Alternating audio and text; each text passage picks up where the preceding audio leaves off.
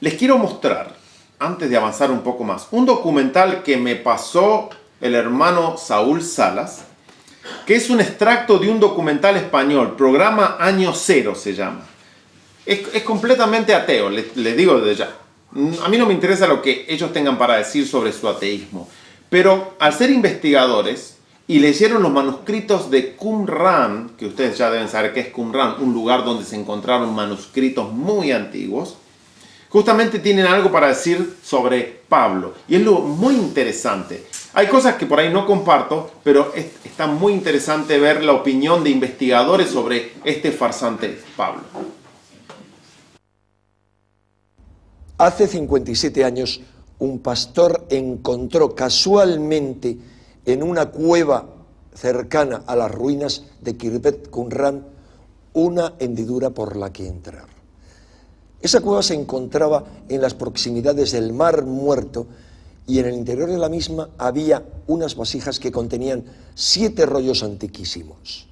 Se trataba de una noticia verdaderamente sensacional, porque eran los primeros manuscritos originales que se conservaban de la época en que vivió Jesús.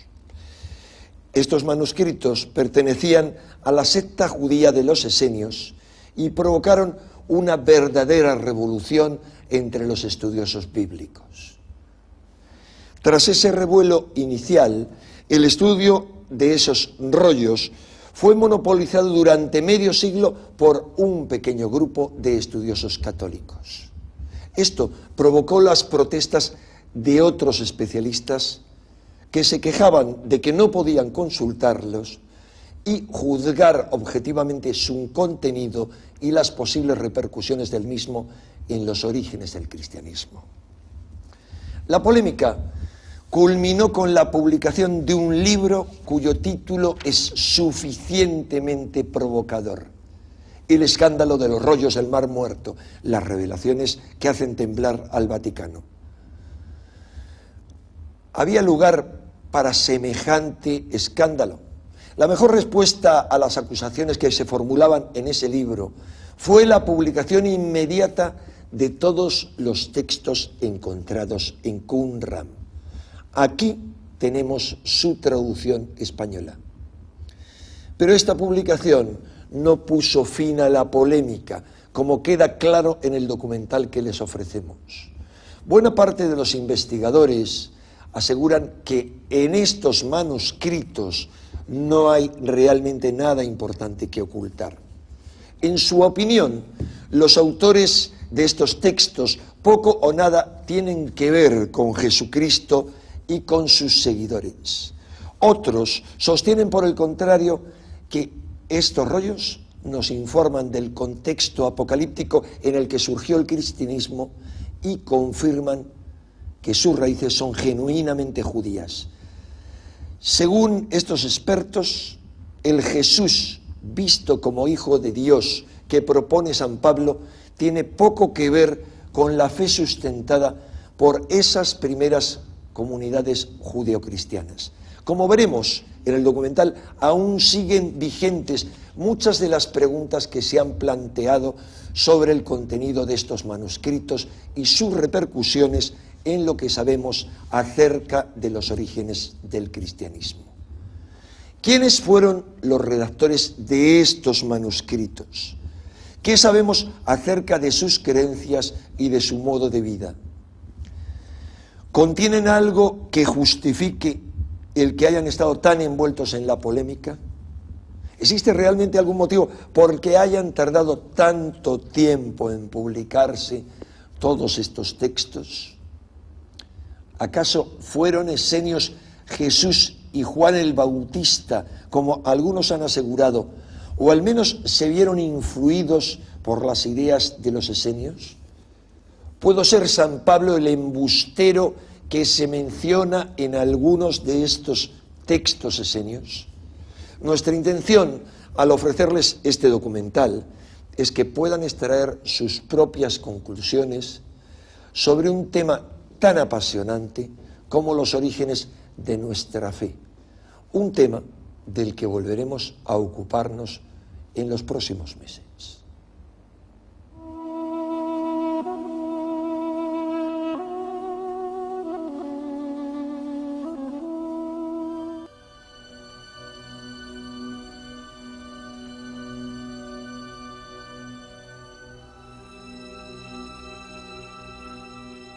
Los historiadores lo han sabido siempre, pero para los cristianos que tienen la creencia de que Jesús era el único hijo de María, que permaneció virgen, será una sorpresa saber que el verdadero Jesús tuvo varios hermanos y hermanas, y que después de su muerte, sus seguidores fueron guiados por su hermano Santiago, también llamado el Justo.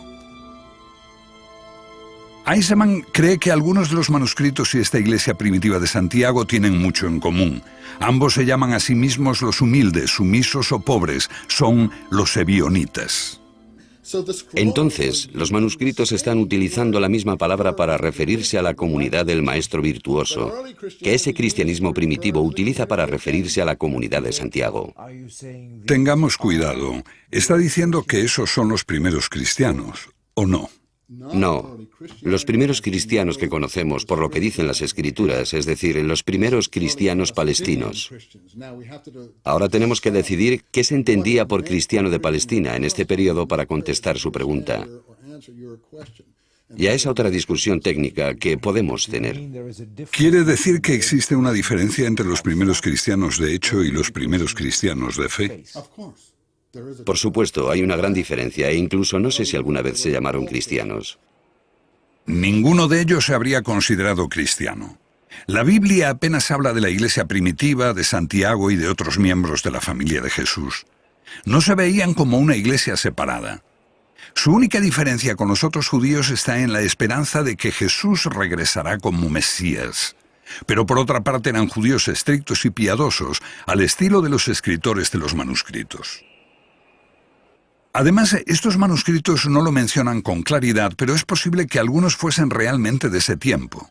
Eisenman ve un fascinante paralelismo. De los manuscritos surgen tres personas. El líder, llamado el maestro virtuoso, que no fundó el movimiento, pero marcó el rumbo. El sacerdote malvado, un enemigo exterior, probablemente el sumo sacerdote de Jerusalén, a la cabeza del sistema. Y una tercera y fascinante figura que perteneció al movimiento pero fue expulsado y se llamaba el embustero. Y a este embustero alguien le dijo que impartiese enseñanzas equívocas de la ley, para eliminar la frontera que los antepasados habían establecido, para llevar a la gente por el mal camino y negar la ley en medio de toda la comunidad. No podría ser una descripción mejor de lo que hace Pablo en la conferencia en Jerusalén, en el libro de los Hechos y en su carta a los apóstoles.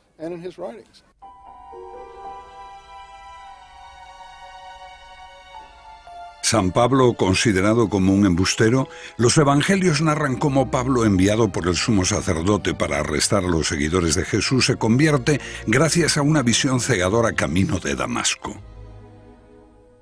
En los manuscritos del Mar Muerto, Damasco es utilizada como un nombre clave para mencionar la región donde están situados los campamentos en el desierto. Lo que algunos especialistas han propuesto es que Damasco es un distrito dentro del sistema administrativo romano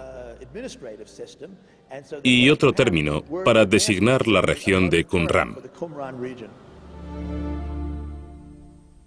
Se trató de una conversión, las creencias de Santiago, pero que después le crearon conflictos, aunque muchos estudiosos, incluido Larry Schiffman, rechazan categóricamente relacionar ambas cosas. Esta teoría se ajusta a la historia. Según podemos reconstruir, parece que muy pronto se desarrollaron dos corrientes. Una, personificada por Santiago el Justo, que quería mantener el cristianismo como una forma de judaísmo, practicando todos los ritos judíos.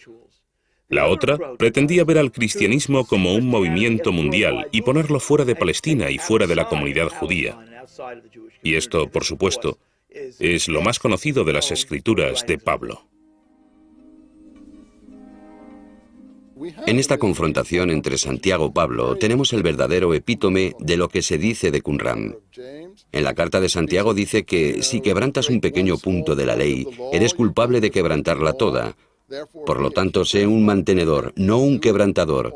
Sé un hacedor. Todas estas palabras las encontramos en el vocabulario de Qumran. Santiago es un cabal representante de la escuela de pensamiento de Qumran. Tiene un compromiso con las leyes del país, con su independencia, resistencia al gobierno extranjero, resistencia al sacrificio extranjero en el templo, resistencia a todo lo extranjero, y Pablo es todo lo opuesto. ¿Qué dice San Pablo? Pablo dice lo opuesto. La vía de Pablo lleva el cristianismo a los gentiles. Pablo dice que todos somos iguales en Cristo Jesús. Pablo representa el cosmopolitismo helenístico. Pablo ha llegado desde la lejana ciudad de Tarso, años después de la muerte de Jesús, de un mundo de griegos y romanos. Es de buena familia y tal vez lejanamente relacionado con los herodianos. No rechaza a los romanos, al contrario, es incluso ciudadano de Roma y está protegido por su poder. Esos grupos contrarios a Pablo utilizan el mismo lenguaje de Qumran, llamándole un enemigo, un adversario, un embustero, un lenguaraz. Son las mismas expresiones que encontramos en Qumran.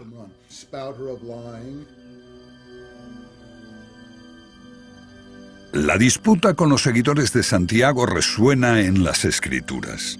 Cuando exhorta a abrir la fe a los gentiles en el templo, Pablo es rodeado por una multitud enfurecida de judíos que lo quieren matar. Los soldados romanos lo salvan. De la pluma de Pablo surge otro Mesías, respetuoso con el poder, que invita a poner la otra mejilla y a dar al César lo que es del César.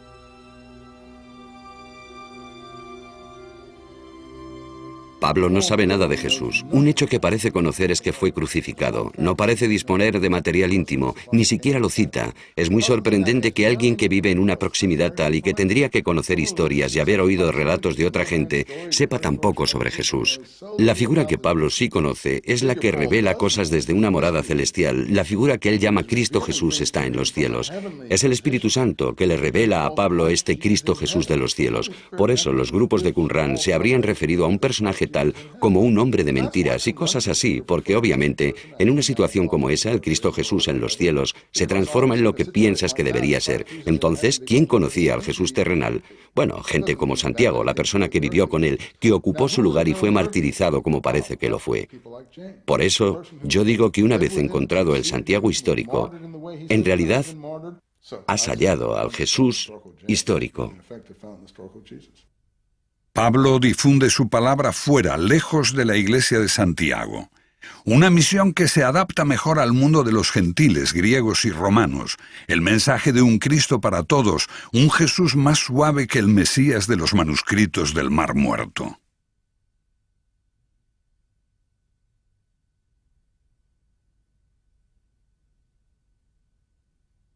El vocabulario es el mismo, pero los conceptos se invierten. En lugar de agresividad encontramos pacifismo. En lugar de combatividad vemos reconciliación. En vez del mesianismo apocalíptico, tenemos un mesianismo espiritualizado. En vez de un Mesías guiando a las huestes celestiales en una guerra apocalíptica contra el mal de este mundo, vemos a un Mesías que hace milagros, a una figura sobrenatural. La respuesta es muy simple. El poder romano impuso un movimiento mesiánico no amenazador, no combativo y no agresivo que podría tolerar. Eso está excelente. Tengo que parar acá el video. ¿Quién impuso ese cristianismo? Roma. Está más que claro. Un pseudo judío, quién sabe si era judío o no, pseudo judío como Saulo de Tarso, vamos a creerle que era judío, se convierte en romano al cambiarse su nombre, a Pablo, y después se va a Roma, y en Roma hace esa religión, la religión que se reparte a todo el mundo, ese cristianismo falso, ese Jesús pacífico, justamente, contrario al Jesús combativo de que muestran todos los evangelios, un Jesús que va a combatir el mal, un Jesús que está pegado a la Torá. Viene Pablo y muestra un Jesús lejano de la Torá, un Jesús que te enseña a que el amor y la gracia y tu espíritu es la guía. Un Pablo que dice ser el fundamento principal de ese Jesús. Él es el perito arquitecto de ese Jesús y de ahí se elabora el cristianismo. Por eso nosotros declaramos absoluta y categóricamente la verdad eterna no es cristiana. No es un movimiento cristiano. Nosotros no somos cristianos. Nada tenemos que ver con Pablo. Y volvemos a las raíces del verdadero Yeshua HaMashiach, que él dijo, ni una jota ni un tilde va a pasar de esta ley. Así que me pareció muy importante lo que acaba de declarar estas personas, que mirando a la historia te declaran claramente quién fue Pablo de Tarso. Y ellos lo están haciendo de una perspectiva analítica. Analítica, Sin ni un punto ni correcto. el otro, y lo declaran embustero. Embustero, exactamente. Los manuscritos se rechazaron porque daban otra interpretación. La gente que conservaba estos manuscritos se negaban a ser parte de ese acuerdo. De hecho, eran muy contrarios y pagaron el precio final. Creo que una de las razones de que los manuscritos estuviesen en una cueva es porque nadie pudo regresar y recogerlos, lo que quiere decir que todos perecieron.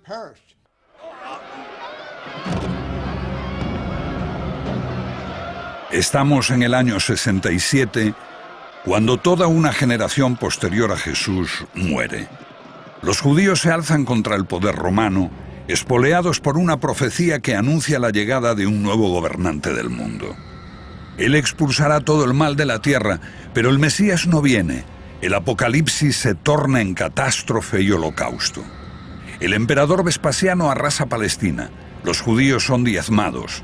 Decenas de miles son crucificados, multitud de personas son asesinadas o llevadas como esclavos. Jerusalén arde, el templo es arrasado, sus tesoros saqueados.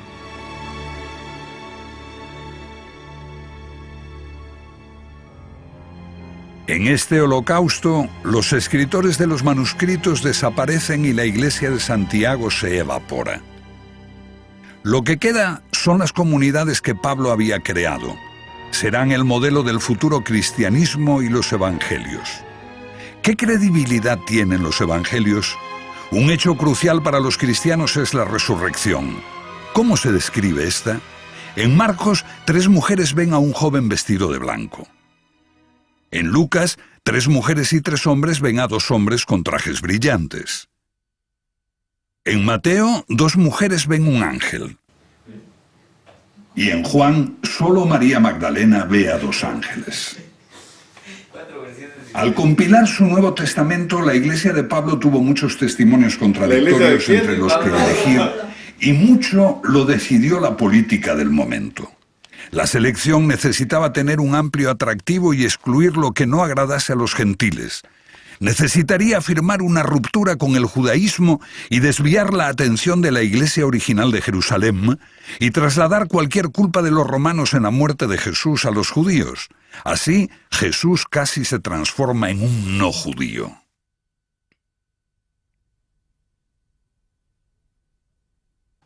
La única forma de mesianismo que Roma estaba dispuesta a aceptar era la forma que ahora llamamos cristianismo, que fue, de hecho, adoptada en el Imperio Romano en la forma que conocemos 300 años después. La única forma de judaísmo que Roma estaba dispuesta a aceptar es la forma de judaísmo que conocemos ahora. Y esas son contradicciones para el judaísmo. Es decir, el judaísmo fariseo que se adueña del judaísmo rabínico. Entonces, las contradicciones para el judaísmo son tan extremas como lo son para el cristianismo, porque ambas tienen la misma visión farisíaca hacia el poder romano que he estado señalando, y que es la de la aceptación. La estrella de la profecía es utilizada por su fundador, un oscuro rabí. La mayor parte del mundo no ha oído jamás su nombre, Rabí Jochanan ben Zocha. Los judíos lo conocen, pero otros apenas lo conocen.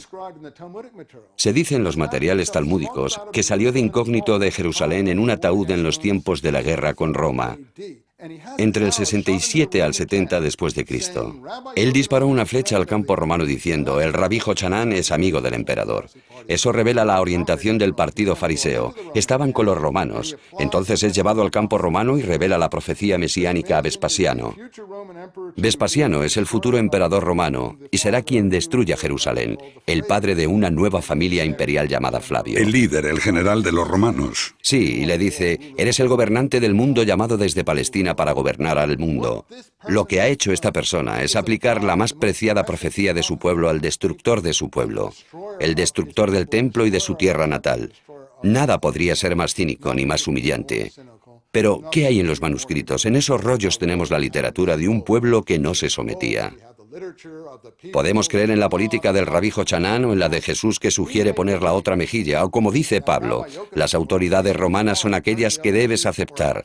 Podemos creer que es una política pragmática y que era la más sabia para sobrevivir. Pero no puedes sino admirar a esa otra gente rebelde. Estemos o no de acuerdo con ellos, eran los mártires de la época, los otros eran los acomodaticios. Y la razón de que no sobrevivieron es porque anhelaban la totalidad. La literatura que nos legaron y que ha salido a la luz son los manuscritos.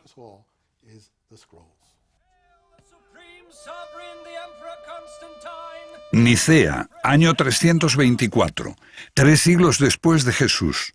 Constantino, el primer emperador romano en abrazar el cristianismo, convoca a los obispos. Existen disputas teológicas sobre la verdadera naturaleza de Jesús, hombre o Dios. Lo que decide Constantino se convertirá en la base del credo cristiano hasta hoy.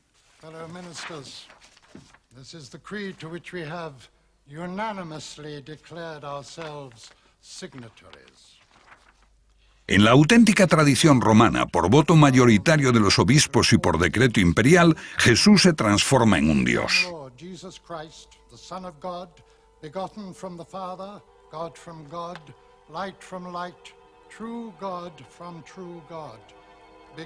El rumbo iniciado por Pablo concluye: todas las voces disidentes son silenciadas. Las opiniones de Eisenman son ferozmente combatidas. Quizás sus ideas digan más sobre la Biblia que sobre los manuscritos del Mar Muerto, pero reavivan una antigua polémica. ¿Está la Iglesia en lo cierto respecto a Jesús? Cuando el misterio de Cristo se basa en la realidad histórica, surgen las dudas. Estos temas siguen siendo una cuestión de fe.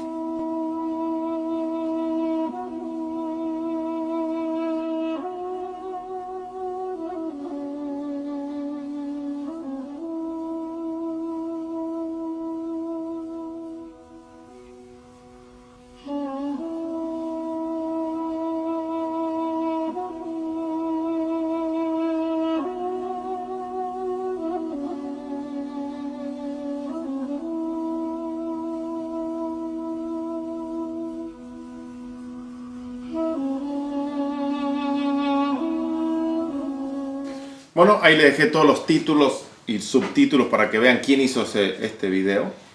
Obviamente en Nicea no se discutió si Cristo era Dios o no era Dios. Se discutió si Cristo era engendrado o no era engendrado. Eso se discutió. Y se puso por ley de que existía la Trinidad. Dios Padre, Dios Hijo y Dios Espíritu Santo. Eso todo lo hemos tratado en los años anteriores a este ministerio. Pero hoy tienen una opinión de investigadores de que justamente todo el panorama que nos habían contado en las iglesias no es así. Cambia absolutamente todo. Pablo forma una nueva religión muy apartado de los verdaderos apóstoles y es más, se va a Roma y ahí empieza esta nueva religión a tener éxito. Porque estaba basada en un Jesucristo que no creía en la ley, en un Jesucristo que te aceptaba de las formas que seas y en un Jesucristo del cual solamente te iba a guiar el Espíritu. Todo el resto iba a estar bien, ¿sí? En un mensaje mesiánico no amenazador. Como correcto.